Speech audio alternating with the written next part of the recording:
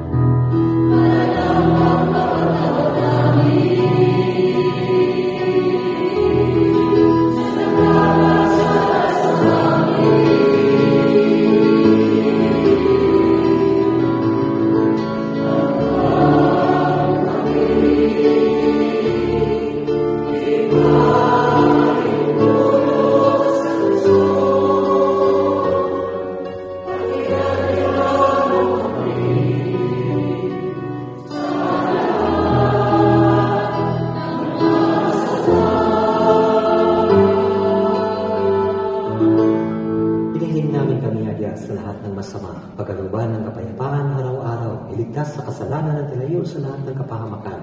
Samantalang aming pinananabikan ang dakilang araw ng pagkapahayag ng tagapagligtas naming si Jesucristo.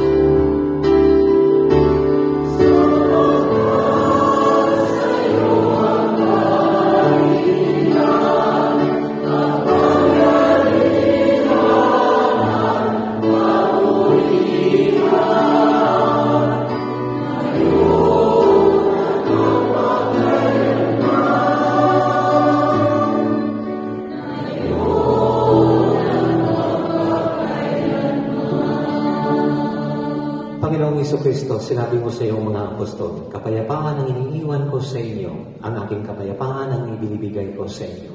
Tungayan mo ang aming pananampalataya at huwag ang aming pagkakasala. Pagkalooban mo